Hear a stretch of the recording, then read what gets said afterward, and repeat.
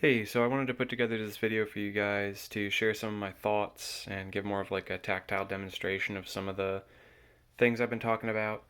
Um, so I talked a little bit with this with Willington and David P on Thursday, but I just wanted to show you an actual example. So I have an example design here of what I was thinking for the quad card. There are a few unknowns left to investigate, and as always, I'm like helping and advising on this project, but if you guys decide to go a different route, like because it's not worth the troubleshooting time or because you think that there's a better option, I'm totally willing to help pursue that, whatever you think is appropriate. But I just wanted to clearly communicate these thoughts. So this is an example of a layout for the Flex PCB that we could use. So we could use a PVC card with little indents for the COM modules, and then have a Flex PCB on the top and a Flex PCB potentially on the bottom, which would allow 4 total COM modules. And this would be a way to work out um, the contactless portion. So my idea was in these little sections. So this is the entire card outline of a standard credit card. It's ID1 form factor, and in the top right corner here, there's a place for a COM module, and in the bottom right corner here, there's a place for a COM module. So you would place those onto the actual Flex PCB, and then in this way, I have a little bit of a complex routing for the antenna going on here. But if you do it this way, then the entire design is symmetrical. It's kind of the trick is like interleaving these antenna windings. But the key element that I wanted to communicate was we talked for a while about using switches to switch between the COM modules. But one idea I went over with Wyndon and David was using capacitive touch of your fingertip to actually press down and activate this COM module by tuning the circuit with your finger. So both of these circuits, this COM module and this COM module, would be far enough off from the target frequency of the payment terminal, which in this case is 13.56 megahertz. They would be far enough off that they really wouldn't get a read if you just had the card in your pocket and like somebody tried to interrogate it, or if you just presented it to a reader, it wouldn't read. The only situation where it would read would be where you press your finger down, and that would change the capacitance of this plate here, increasing the capacitance, dragging the resonant peak down a bit, and bringing it within a range where this COM module could then be read. So you can see for this COM module, we can say we start from this via right here. So this via is connected to a big plane of copper on the top of the PCB. It's this red crosshatch. This would be where your finger would come in contact. Then the signal would travel, as it's traveling through the antenna, you can imagine it going from the red top copper plane through a little via right here, which goes to the underside of the board. And then there's a blue line here, which represents going underneath the antenna on the bottom. Then you go over to the exterior and use a via to come back up to the top layer. Then you travel around the perimeter of the card, in this case kind of working in between. And you keep going until you get to the beginning of the little COM module antenna. These windings aren't exact. I haven't done the calculations on that, but we can probably figure it out. The windings will go around the perimeter of where the COM module would be until they reach the center, and they hit another via, and that via brings the trace down to the bottom layer and brings it to another copper plane that forms on the bottom of the PCB. So those two top and bottom pieces, the sandwich that we create by doing this, creates a capacitor that's in series with this antenna for this COM module. And so when I press my finger down, I'm introducing a bunch of extra capacitance and tuning this circuit. The same exact thing can happen on the other side, but with it interleaved in the other antenna. But because of the fact that they're interleaved here means that they're symmetrical. And this would allow for 2 CoM modules on one side, and then if we did the exact same thing on the other, 2 CoM modules on the other side.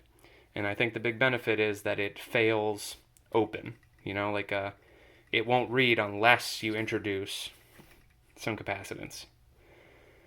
So that's the idea.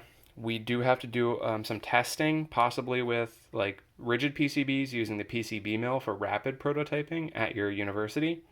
But that could cause some issues because of the thickness of the FR4 material compared to the flex, because like the distance between the plates needs to be really small. I don't know if we'll be able to replicate that, but basically changing the properties of this with like different crosshatch patterns and different ratios of copper to empty space so that we get the maximum amount of capacitance when you press your finger to make the maximum change.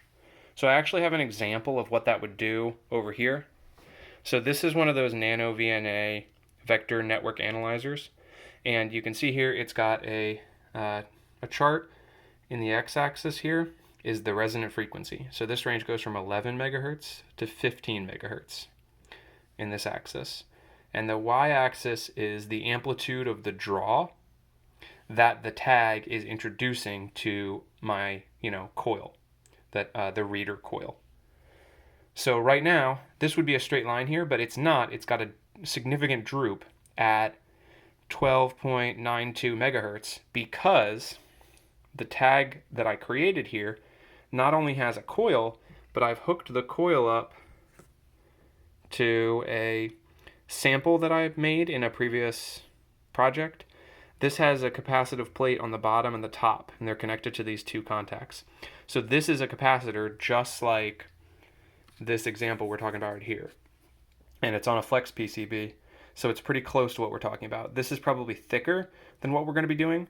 This is probably 0.26 millimeters thick flex PCB, whereas we'll probably want to do 0.1 to make sure that we get, the maximum stability and like the maximum working area for the PVC backing so that it can still fit into the insert. But this is the idea. So you can see it's not super significant because I haven't optimized this, but if I press my finger down, you can see that the peak moves significantly. So that little triangle is where the previous peak was. If I remove my finger, it goes back. So this isn't a huge enough detuning to make the tag read or not read. But if we figure out a way to maximize this change by like making the antenna a very small inductance and making the capacitance very large, like capacitively weighting the circuit so that my finger introduces way more of a difference, or maybe the other way around, making the inductance really high and the capacitance very small so that when you press your finger, you're introducing a huge difference by that little addition. I don't know. There are optimizations we can make, and it could potentially make a capacitive touch button on the activation of this. And I think it's really desirable. It might not be doable, but I think it's worth investigation. The alternative is some membrane switches or something like that, which Cam and I have talked about, but I really don't think those are desirable. One, because of their form factor. They usually stick up pretty far, and that means you won't be able to fit it in a wallet, and you might not be able to insert it into a card reader. And 2, they have a mechanical lifespan, whereas a capacitive element really doesn't. I can tap this 100,000 times, and it's not going to wear. So that's the idea. One other thing I wanted to show you while I had the video out was these are some examples of CoM conversion that I made. So you can't really see the CoM module. It's right here, and that's the chip, and the antenna windings are covered by this black PCB that I made. But this PCB, you can see it a little more clearly on this earlier prototype that's more transparent. There are windings around the perimeter that have an inner loop that is an inner loop that is around the area of the CoM module, but then the outer loop extends out a much greater distance. So this is a smaller version of what we're proposing making. And it also has a capacitive plate there in the middle. You can see the copper plane. There's one on the top and there's one on the bottom, although you can't see it because there's tape. But yeah, so this is basically a self-resonant circuit, And then if you add a CoM module, it will change the resonance, but it'll still resonate.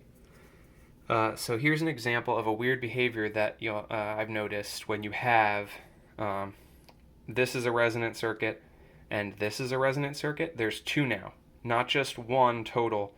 Whereas in this situation, I have one peak because there's the reader antenna and then one coil and capacitor combo. So I get one peak.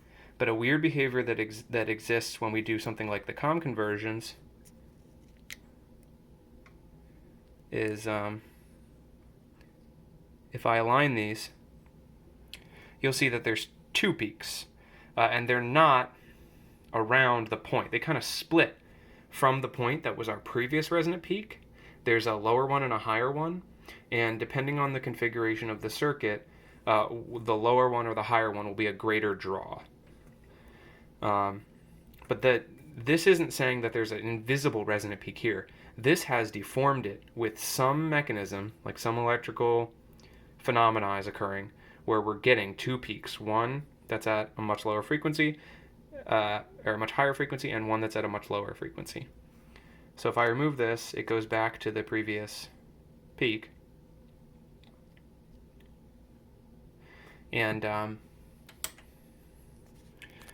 so I haven't fully mapped out why the behavior occurs, but we'll have to plan the resonance circuit around that behavior, because the new peak that is created, the lower one, the one that has a greater draw, is the one we want to target, and we want that to go exactly at 13.56 megahertz.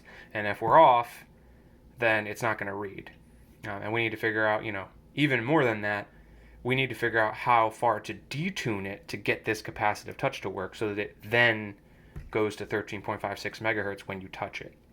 And possibly, differences in different people's fat content and hydration levels will change the capacitance a little bit. So it could be a delicate procedure. It might not be worth the time, but I think it's worth checking out. All right, if you have any questions, let me know.